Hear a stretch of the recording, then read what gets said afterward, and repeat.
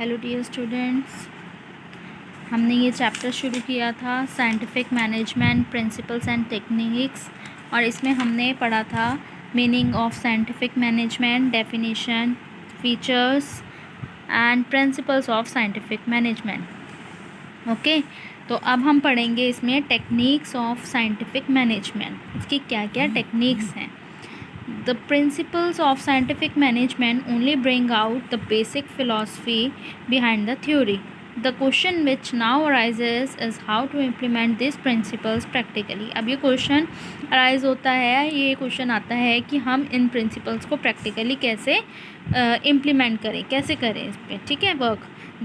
Taylor has devised the following techniques for actually implementing the principles of scientific management. अब Taylor ने कुछ जो है इसकी टेक्निक्स बताई हैं कि इन प्रिंसिपल्स को साइंटिफिक मैनेजमेंट के कैसे इम्प्लीमेंट एक्चुअली में किया जाए, ठीक है। तो फर्स्ट टेक्निक है इसकी फंक्शनल फॉर्मैनशिप। फॉर्मैनशिप क्या होती है? वो पर्सन होता है man who serve as a leader of work crew, ठीक है, जो एक काम का लीडर होता है। जैसे फैक्ट्री में एक लीडर्स होते हैं, ठीक है। एक्सपर्ट जो होता है वो क्या होता है? फॉर्मैनशिप, ठीक है। F.W. Taylor has propounded the functional foremanship. अब F.W. टेलर ने फंक्शनल फॉर्मैनशिप जो है ये टेक्निक propound की है, बनाई है। This form of organisation is totally based on the principle of specialisation. अब इस ऑर्गेनाइजेशन में ये क्या है? ये टोटली किस पे बेस है? एक स्पेशलाइजेशन पे बेस है, ठीक है, कि कैसे पर्सन जो है वो स्पेशलाइज्ड अपने वर्क में होता है। And make full utilisation of the expertise of various experts, कि वो कैसे सारे मतलब सारी चीज़ों का फुली यूज़ करता है, ठीक है, उसको फुली कैसे यूटिलाइज करता है, ठीक है, वेरियस एक्सपर्ट्स की टेक्निक्स को। In a functional organization work is divided into many small parts and each part is assigned to an expert. In this manner all the benefit of specialization are availed of. अब जो इसमें है functional organisation में क्या है? Work जो है वो छोटे छोटे पार्ट्स में काम को बांट दिया गया है और हर पार्ट जो है वो एक एक्सपर्ट को दिया गया है, साइन किया गया है। और इस तरीके से क्या है, जो बेनिफिट है वो स्पेशलाइजेशन का अपने आप ही क्या आ जाता है, उसमें एक्सपर्ट में एक स्पेशलाइजेशन आ जाती है उस काम को करने की। Taylor has suggested the division of work of factory manager into sub departments. First है planning department and second is production department. अब इसमें क्या है, वर्क को दो डिपार्टमेंट्स में बांट दिया गया है, प्लानिंग डिपार्टमेंट और प्रोडक्शन डिपार्टमेंट में।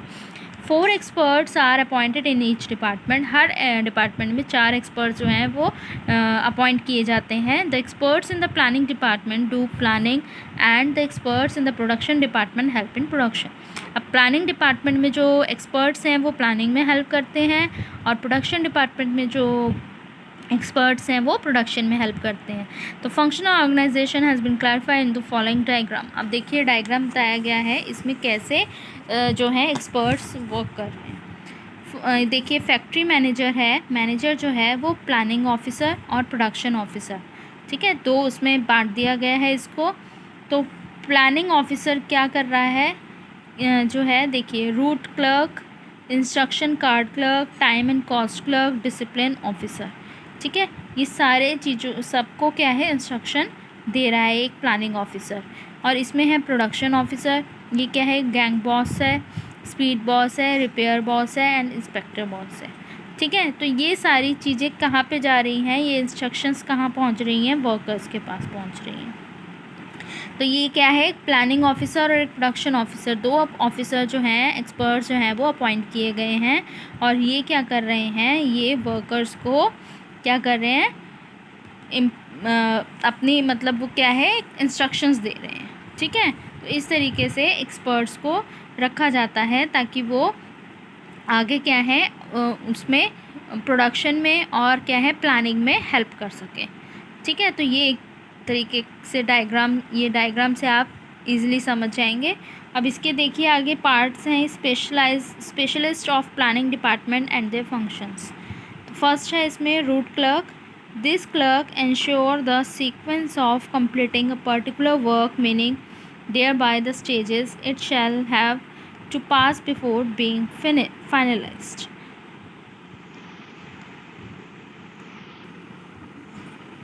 हाँ जी, देखिए दिस क्लर्क क्या है, ensure the sequence of completing a particular, ये क्या करता है कि काम को कैसे पूरा किया जाए उसको इंश्योर करता है, उसको देखता है। Meaning thereby the stages it shall have to pass before being finalised, कि वो जो वर्क है वो कौन कौन से स्टेजेस से पास होगा जब तक वो फाइनल नहीं हो जाता। ठीक है, ये decided the job to be done for the day and where it is to be done, ये डिसाइड करता है कि जॉब जो है वो कितने दिन की या एक दिन की कैसे होगी और where it is to be done, और कहाँ होगी।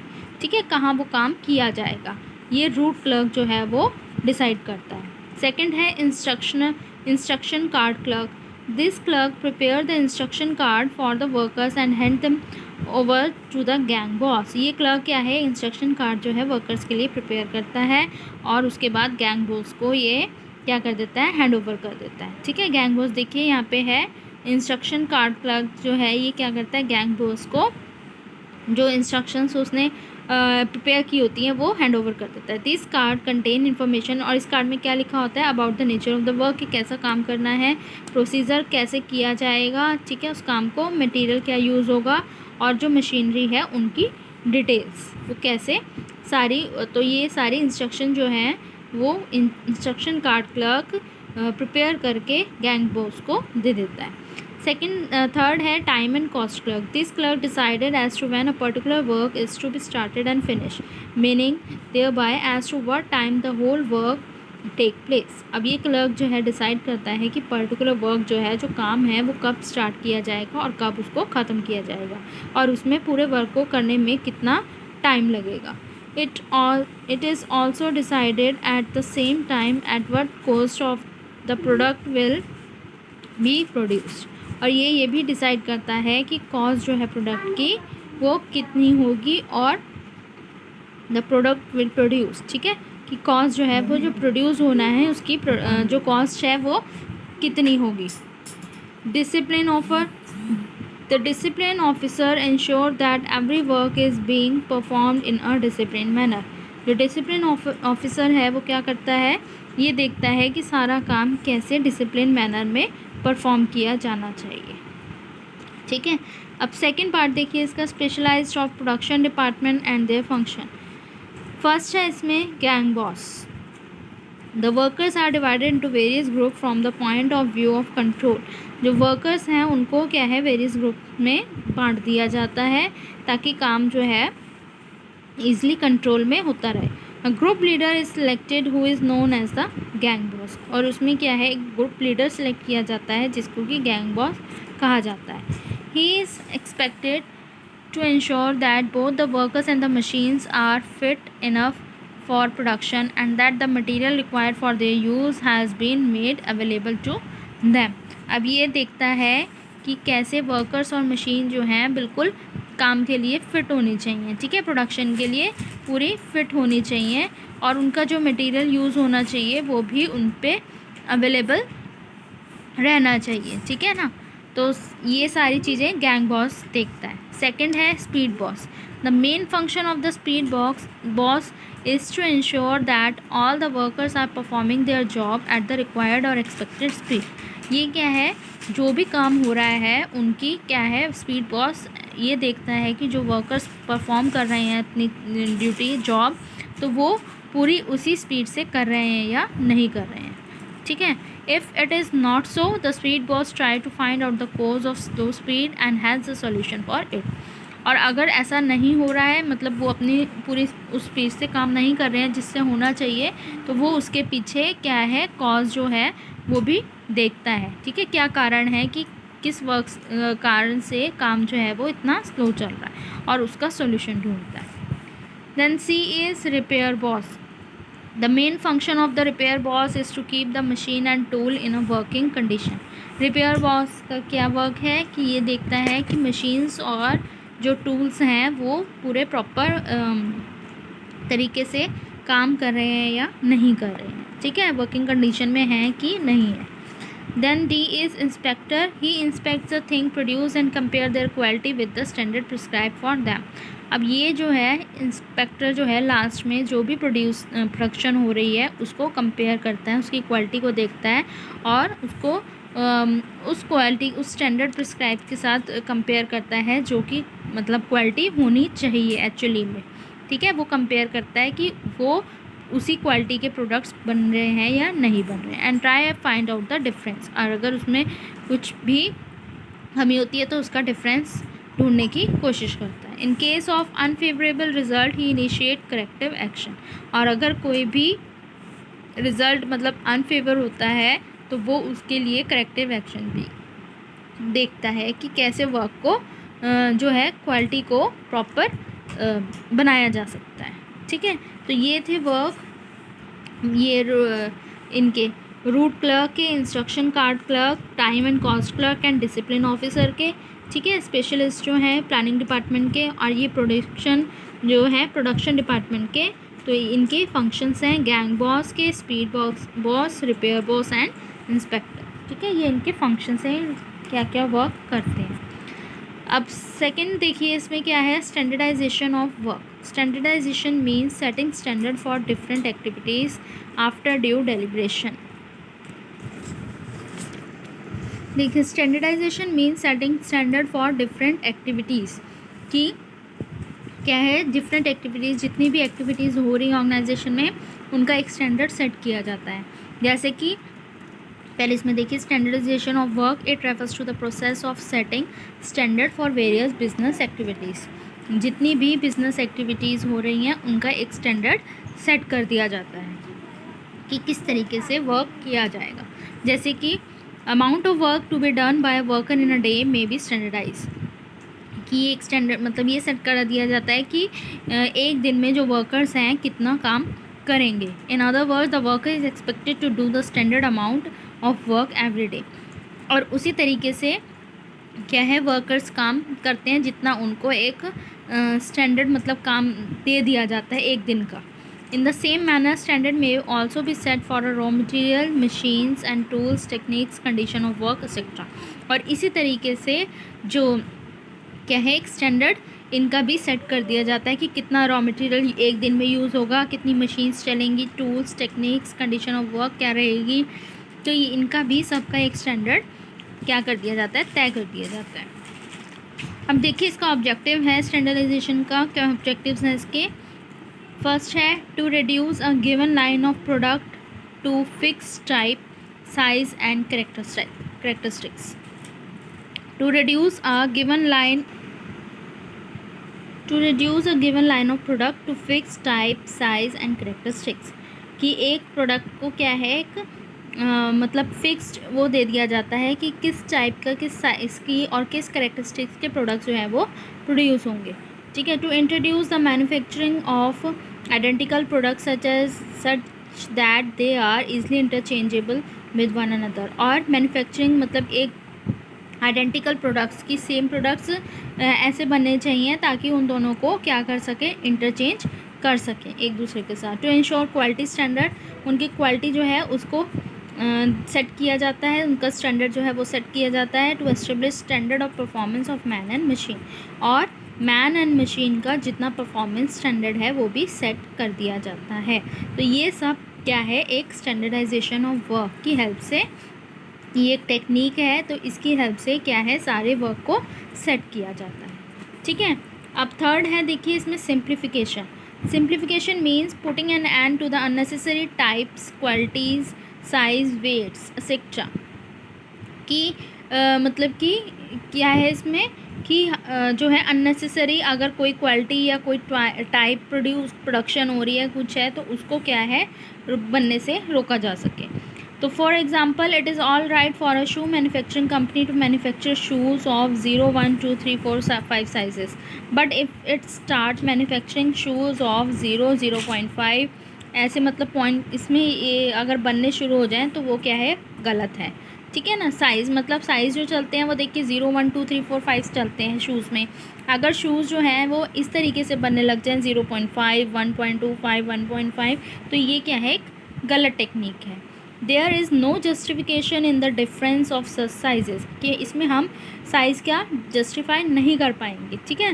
तो in such a situation different type of machine shall have to be installed of such sizes, नहीं, in such a situation different type of machines shall have to be installed, more stock shall have to be maintained and increased labor cost shall have to be borne. तो इससे क्या है, इस situation में क्या है, different जो है टाइप्स ऑफ मशीन जो है उनको क्या कर दिया जाता है, इंस्टॉल कर दिया जाता है, ठीक है, उनके साइज़ के हिसाब से उनको इंस्टॉल कर दिया जाता है ताकि वो उसी साइज़ के प्रोडक्ट बनाए. Therefore, it is advisable to manufacture shoes only of the proper size. In other words, simplification of the product is the answer. तो इसलिए क्या है, मैन्युफैक्चरर को भी एडवाइस दिया जाता है कि शूज़ जो है प्रॉपर साइज़ के बनाए जाएं, ठीक है. अगर वो प्रॉपर साइज़ के नहीं होंगे तो क्या है, कस्टमर को जस्टिफाई करने में बहुत ही मुश्किल होगी कि उनको कौन से साइज़ का शूज़ चाहिए. तो इसलिए इसका जो आंसर है वो क्या है, सिंप्लीफिकेशन, ठीक है, कि प्रोडक्ट जो है सिंपली मतलब बिल्कुल ही सिंपल होने चाहिए ताकि उनको जस्टिफाई करना आसान रहे.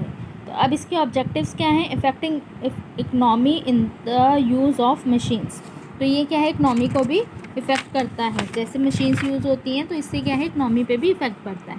Bringing down the labour cost with the help of specialization, और इसमें लेबर कॉस्ट भी क्या है, डाउन हो जाती है, ठीक है, स्पेशलाइजेशन जैसे आ जाता है. और इफ़ेक्टिंग इकनॉमी इन द स्टाफ, और एक जो क्या है स्टाफ वर्क कर रहा है तो उनकी भी इकनॉमी को इफ़ेक्ट करता है. तो ये इस तरीके से ये था सिंप्लीफिकेशन का टॉप पॉइंट. तो अब फोर्थ है method study. It refers to identify the most suitable way to do particular activity. ये क्या है, मेथड स्टडी की एक मतलब बहुत सुटेबल वे, बहुत इजी वे आइडेंटिफाई करना किसी भी काम को करने के लिए, ठीक है, किसी भी काम को करने के लिए उसका मेथड निकालना, देखना. To conduct this study process chart and operation research techniques are used. The main objective of this study is to minimize the cost of production and to maximize the quality and level of consumer satisfaction. Main objective क्या है study का, कि cost of production को कम किया जाए और quality और level consumer satisfaction, जो कंज्यूमर सेटिस्फाई रहें, उसको बढ़ाया जा सके. तो इस तरीके से ये मेथड स्टडी को यूज़ किया जाता है, एक टेक्निक बनाई गई है ये, ठीक है. फिफ्थ है motion study. It refers to conduct the study of motion being performed by workers and machines while doing the job. अब ये क्या है, ये स्टडी क्यों करी गई है, तो मोशन मतलब जो भी वर्कर्स काम कर रहे हैं, परफॉर्म कर रहे हैं, ठीक है, एक्टिविटी, और मशीन कर रही है काम करते हुए, तो उनके वर्क को क्या करना, देखना, ठीक है, कि किस तरीके से वो काम कर रहे हैं. The movie camera is use to conduct this study. और इस स्टडी के लिए क्या बनाया जाता है, मूवी कैमरा. जैसे हम कैमरास लगा देते हैं और जो क्या है मैनेजर है वो अपने जैसे रूम में बैठ के कैमरे के थ्रू देखता रहता है कि कितने वर्कर्स जो हैं वो कितना काम कर रहे हैं, ठीक है, मशीन कितनी चल रही है. तो ये क्या है, सब किससे होता है, मूवी कैमरे के थ्रू हम इस स्टडी को कंडक्ट कर सकते हैं. The main objective of this study is to eliminate the unnecessary motion. और मेन ऑब्जेक्टिव इसका क्या है कि हम जो अननेसेसरी मोशन, अगर कोई भी वर्कर अननेसेसरी वर्क कर रहा है या काम नहीं कर रहा है तो उसको वो स्टडी से हटाया जा सके, ठीक है. ये थी मोशन स्टडी. नेक्स्ट है सिक्स्थ है time study. It refers to determine the standard time required to complete a particular activity. कि ये स्टडी क्यों करी जाती है, कि स्टैंडर्ड टाइम को देखने के लिए, डिटरमाइन करने के लिए कि कितनी मतलब जो एक्टिविटीज़ हैं वो कितने टाइम में पूरी हो रही हैं. The standard time is determined on the basis of average time taken by the several experiences of the same work. अब स्टैंडर्ड टाइम जो है एक उनका ये देखा जाता है कि मतलब स्टैंडर्ड टाइम जो है वो डिटरमाइन किया जाता है इस बेसिस पे कि एवरेज टाइम जो एक पर्सन, एक्सपीरियंस पर्सन वर्क कर रहा है तो उसको वो कितना टाइम लेता है काम करने के लिए. This study is conducted with the help of stop watch. और ये जो स्टडी है वो स्टॉप वॉच की हेल्प से करी जाती है. द मेन ऑब्जेक्टिव क्या है स्टडी का, estimate figure of labour cost, ठीक है, लेबर कॉस्ट मतलब निकाल सकें कि कितनी जो है कितने लोग कितना काम कर रहे हैं तो उस हिसाब से उनको लेबर दी जाए. To determine the number of required workers, कि कितने वर्कर्स की उनको ज़रूरत है. और to decide about the suitable incentive plan, और ये देखने के लिए, ये डिसाइड करने के लिए कि कितना जो है इंसेंटिव, कितने वर्कर्स को कितना इंसेंटिव उनके काम के अनुसार दिया जाना चाहिए। ठीक है, तो ये थी टाइम स्टडी। ओके, अभी आप इतना ही इसको अच्छे से रीड करिए और अगर कोई प्रॉब्लम होगी तो आप मुझसे पूछ सकते हैं। Okay, thank you.